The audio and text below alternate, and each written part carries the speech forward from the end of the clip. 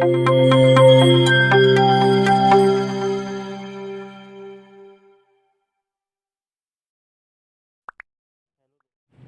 दोस्तों, welcome my channel.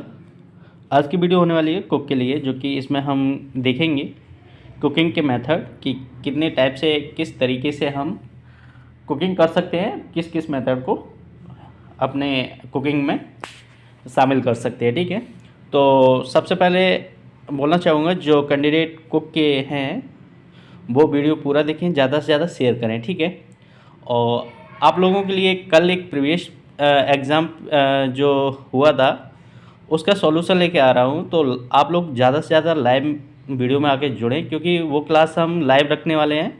ठीक है, उसका नोटिफिकेशन बना दिया, आप लोगों के पास शायद पहुँच गया हो, तो आप लोग टाइम से जुड़ जाएँ। और काफ़ी मोस्ट इम्पोर्टेंट क्वेश्चन हैं, जो कि काफ़ी अच्छे क्वेश्चन है, आप लोगों को देखने के लिए ज़रूर मिलेंगे। चलो अभी बात कर लेते हैं इस कुकिंग मेथड में। ठीक है, तो पहले तो ये क्लास जो है थ्योरेटिकल पूरी होने वाली है। ठीक है, चलो स्टार्ट करते हैं। और जो भाई प्लीज़ पहली बार मेरे चैनल पर विज़िट कर रहे हैं, तो सबसे पहले मेरे चैनल को सब्सक्राइब कर लें, बेल आइकन को प्रेस कर लें, जिससे आने वाली सभी वीडियो का नोटिफिकेशन आपको मिल जाए। ठीक है, खाना पकाने की 3 बुनियादी विधियां हैं: शुष्क ताप पकाने की विधि, वसा या तेल का माध्यम, और तरल पदार्थ या नम गर्मी पकाने की विधि। खाना पकाने की सभी तकनीकें इन 3 खाना पकाने के तरीकों के अंतर्गत आती हैं। आए बेहतर तरीके से समझने के नीचे इस ग्राफ को देखें नीचे। ठीक है, जो नीचे ये दिख रहा है आपको स्ट्रक्चर, ठीक है, इसे ट्री स्ट्रक्चर बोलते हैं। और इसमें देखेंगे हम लोग कुकिंग मेथड, जो कि पहले 3 मुख्य भाग में बटा हुआ था, जो कि dry heat, medium of fat और मीडियम ऑफ लिक्विड। यानी कि एक तो सूखी हीट यानी कि डायरेक्ट हीट के संपर्क में आते ही भोजन को पकाना, और एक तेल में मीडियम ऑफ फैट यानी कि वसा और तेल के माध्यम से खाना पकाना, और एक लिक्विड एक नमी के माध्यम से खाना को पकाना। ये 3 मुख्य भाग हैं खाना पकाने के। ठीक है, अब इसके सब पार्ट हो जाते हैं, जो कि इनके अंदर डिवाइडेशन हो जाता है। जैसे कि देख लेंगे हम लोग, ड्राई हीट के अंदर हो जाता है बेकिंग और रोलिंग, और मीडियम फैट के अंदर हो जाता है फिर इनके अंदर रोस्टिंग, ग्रिलिंग और फ्राइंग।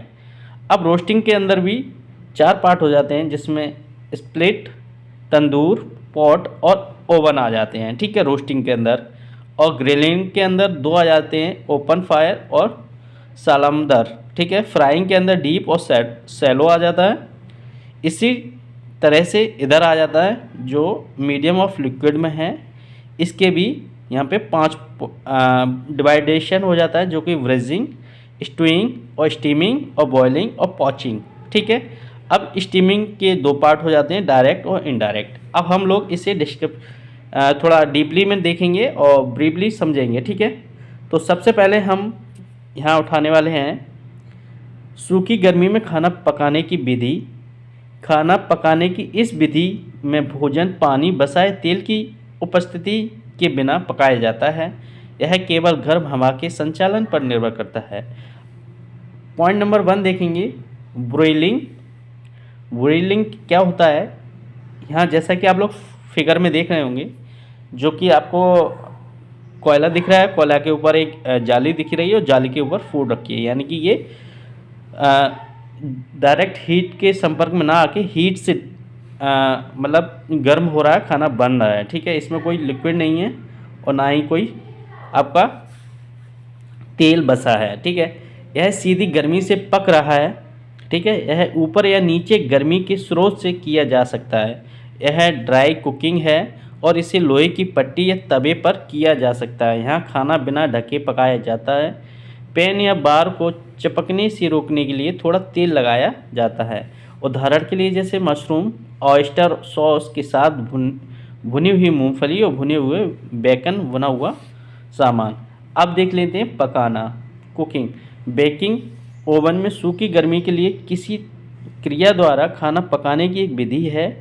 पके हुए आइटम से उत्पन्न भाप की मात्रा से गर्मी की शुष्कता की डिग्री को संशोधित किया जा सकता है। जैसे उदाहरण में ब्रेड, रोल, केक, पेस्ट्री और पुडिंग, आलू सब्जी बेक की जाती है। वसा या तेल का माध्यम, खाना पकाने की यह विधि विभिन्न प्रकार के वसा या तेल के साथ की जाती है। ठीक है, नेक्स्ट पॉइंट देख लेंगे भूनना। भूनना क्या होता है? रोस्टिंग शब्द रूप से मांस के बड़े टुकड़ों को खुली आग पर पकाने के लिए लागू किया गया था। भुनने की विधि 4 प्रकार की होती है। ठीक है, ये है जो बर्तन भुनना, यह एक ढके हुए बर्तन या पैन में किया जाता है। केवल अच्छी गुणवत्ता वाले मांस, छोटे जोड़ों और पक्षियों को उपयोग किया जाता है। मांस को आकार बनाए रखने के लिए पन्नी के साथ बांधा जाता है। इसे बर्तन या कटार में रखा जाता है। मांस को तवे से चिपकने से रोकने के लिए तल पर रखा जाता है। वसा पैन के तल को कवर करना चाहिए। बर्तन को ढक्कन के साथ कवर करें और धीमी आग पर पकाएं। ओवन रोस्टिंग क्या होती है? ओवन रोस्टिंग एक रोस्टिंग ट्रे में वसा की सहायता से ओवन में किया जाता है। प्रथम श्रेणी के मांस, पोल्ट्री और सब्जियों का उपयोग किया जाता है। इसे गर्म वसा में डाला जाता है और रसों को सील करने के लिए सभी पक्षों को भूरा किया जाता है। 15 मिनट के बाद सुगंधित सब्जियों का स्वाद के लिए जोड़ा जाता है। ठीक है, नेक्स्ट है थूक भूनना, यानी खाना पकाने की इस तकनीक में भोजन को सूखी गर्मी से पकाया जाता है और वसा के साथ पकाया जाता है। प्रथम श्रेणी के मांस का उपयोग किया जाता है और मांस रसदार होना चाहिए। खाना पकाने की इस तकनीक के लिए ईंधन लकड़ी होना चाहिए। तंदूर भूनना, खाना पकाने की यह तकनीक मिट्टी के ओवन में की जाती है। गर्मी नीचे से ऊपर आती है और आग या कोयला, लकड़ी या कोयला या गैस होनी चाहिए। इस तकनीक से हम सब्जी, मछली, मांस, पोल्ट्री, भारतीय ब्रेड तैयार कर सकते हैं। उदाहरण के लिए भुना हुआ चिकन, भुना हुआ बतख, भुना हुआ बीफ। अब देख लेते हैं ग्रिलिंग क्या होता है। ग्रिलिंग एक खाना पकाने की विधि है जहां भोजन को ग्रिलर बार पर गर्मी पर रखा जाता है और नीचे या ऊपर से हो सकता है ऊष्मा का स्रोत चारकोल या गैस या बिजली हो सकती है। ठीक है, जैसा कि आप लोग फिगर में देख रहे हैं इस टाइप से होता है। इसमें थोड़ा सा लिक्विड ऑयल लगा देते हैं। ठीक है, जिससे उसमें जो बर्तन होता है या पैन होता है, कुछ भी बोल रहे हैं, ग्रिलर, उसमें ये फूड चिपके ना। ठीक है, यदि गर्मी का स्रोत ऊपर से है तो ग्रिलिंग उपकरण को समंदर कहा जाता है। ये इम्पोर्टेंट क्वेश्चन यहाँ से बन सकता है। अगर ग्रिलिंग को ऊपर से ऊष्मा दी जाती है तो उसे क्या कहते हैं? उसे कहते हैं समंदर। ठीक है, हम भोजन को तेज आंच पर गर्म तवे पर भी सेक सकते हैं। थाली को तवा कहते हैं, यानी कि जो घर में नॉर्मली अब हम लोगों ने यूज़ किया है, देखा होगा तवा। ठीक है, उसे ही बताने की कोशिश कर रहे हैं। आमतौर पर तवे पर छोटी छोटी चीज़ों को सेका जाता है। फ्रेंच ग्रिलिंग की शर्तें, कुछ शर्तें हैं जो कि फ्रेंच ग्रिलिंग की हैं, जो कि दुलम। इसका परसेंटेज है कि 40 से 45% तक होना चाहिए। ठीक है, और कम किया हुआ में 50 से 60, अभी पूरा किया हुआ में 70 से 80, अच्छी तरह से पका हुआ में 90 से 100 डिग्री। अब देखेंगे तलना क्या होता है।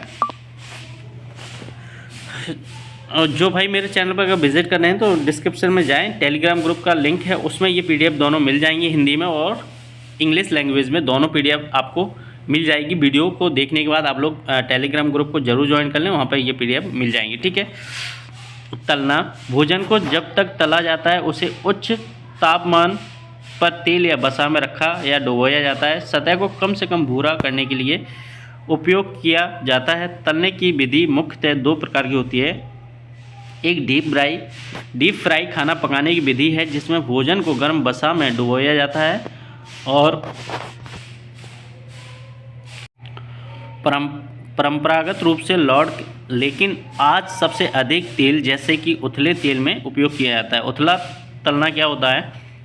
उथला तलना एक गर्म तेल आधारित खाना पकाने की तकनीक है। यह आमतौर पर मांस, मछली, आलू और पेटीज जैसी फ्रेटर्स के हिस्से के आकार के कट तैयार करने के लिए उपयोग किए जाते हैं। ठीक है, नोट में देख लेंगे। तलना तलने के अंतर्गत आता है। यह शब्द फ्रेंच शब्द से आया है। ठीक है, नेक्स्ट क्वेश्चन देख लें, टॉपिक देखेंगे, वो देखेंगे पॉइंट। तरल पदार्थों का मध्यम नम ताप खाना पकाना, नम गर्मी खाना पकाने के लिए तरल या भाप की उपस्थिति पर निर्भर करती है। इस विधि से पकाए गए खाद्य पदार्थ आमतौर पर स्वस्थ होते हैं। उबालना क्या होता है? उबालना एक खाना पकाने की विधि है जिसमें भोजन तरल पदार्थ के लिए पैन में होना चाहिए, जिसे हर समय उबाल कर रखा जाना चाहिए। सतह पर काफ़ी बुलबुले दिखाई देने चाहिए। उबलने का तापमान 100 डिग्री सेंटीग्रेड या 212 फ़ारेनहाइट होना चाहिए। अवैध शिकार क्या होता है? पॉचिंग एक खाना पकाने की विधि है जिसे इंग्लिश में पॉचिंग बोलते हैं, जिसमें भोजन को पानी में धीरे से पकाया जाता है और क्वथनांक 93 से लेकर 95 डिग्री सेंटीग्रेड के नीचे होता है, जिसका नमक का उपयोग तरल पदार्थों के लिए किया जाता है। यह जल्दी जमने में मदद करता है और विघटन को रोकता है। ठीक है। भाप लेना, स्टीमिंग। ठीक है। स्टीमिंग एक खाना पकाने की विधि है जो कि नम गर्मी के द्वारा की जाती है। वे दो प्रकार की होती है, स्टीमिंग इनडायरेक्टर स्टीम और एक डायरेक्टर स्टीम। ठीक है। इनडायरेक्ट और डायरेक्ट स्टीम अब देख लेंगे। इनडायरेक्ट स्टीम क्या है? अप्रत्यक्ष स्टीम। यह स्टीम तब की जाती है जब भोजन को एक बंद पैन में रखा जाता है तो तेज़ी से उबलते पानी या स्टीमर से भरपूर भाप से घिरा होता है, जैसे कि मोमोस बनते हैं आपके। ठीक है। और नेक्स्ट डायरेक्ट स्टीम क्या होता है? यह पानी के एक सॉस पैन के ऊपर एक ढकी हुई प्लेट पर किया जाता है। ठीक है। अब स्टीमिंग देखेंगे। स्टीमिंग यह खाना पकाने की एक समय लेने वाली विधि है, लेकिन लाभ यह है कि मोटे पुराने और सस्ते प्रकार की पोल्ट्री और मांस का उपयोग किया जाता है, क्योंकि वे ग्रिलिंग और रोस्टिंग के लिए अनुप्रयुक्त होते हैं। ठीक है।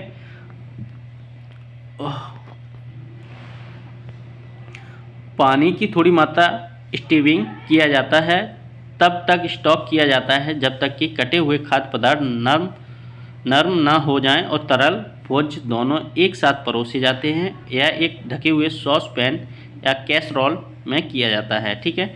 अब देख लेंगे ब्रीजिंग। ये भूनने और स्टू करने के लिए एक उपयुक्त विधि है। स्टू करने की एक संयुक्त विधि है। हल्की फिटिंग वाले ढक्कन या पुलाव के साथ पैन यह वाष्पीकरण को रोकने के लिए किया जाता है, ताकि स्वास्थ्य के लिए जोड़े गए लेग के साथ भोजन अपने रस को फिर से भर दे। बेकन, हैम, सब्जियां, जड़ी बूटी डाली जाती है। मांस के छिद्रों को सील करने के लिए मांस को पहले थोड़ी मात्रा में गर्म वसा के साथ भूरा किया जाता है। इसके बाद इसे जड़ वाली सब्जियों को क्यारी पर रखा जाता है। स्टॉक या डेमी ग्लास मांस को 2/3 जोड़ा जाता है। ठीक है। नोट: सफ़ेद ब्रेजिंग बनाने के लिए हम सफ़ेद स्टॉक का इस्तेमाल करते हैं और ब्राउन ब्रेजिंग के लिए हम ब्राउन स्टॉक का इस्तेमाल करते हैं। आज की वीडियो यहीं तक होने वाली है और आपकी काफ़ी अच्छी क्लास करने की कोशिश की है। अगर आप लोगों को समझ में आए तो बहुत अच्छी बात है। मैंने पूरी कोशिश की है और काफ़ी इम्पोर्टेंट प्रोसेस है, क्योंकि कई बार पूछ लिया जाता है। इनसे क्वेश्चंस आप लोगों को एग्ज़ाम में ज़रूर देखने के लिए मिलेंगे, इसलिए आप लोग पीडीएफ को देख लें और वीडियो को पहले ज़रूर देख लें, उसके बाद पीडीएफ पढ़ के आप समझ लें। और मोस्टली ऐसा नहीं होगा, एक अगर आप वीडियो देख लेंगे तो आप लोगों के समझ में आ जाएगा। ठीक है।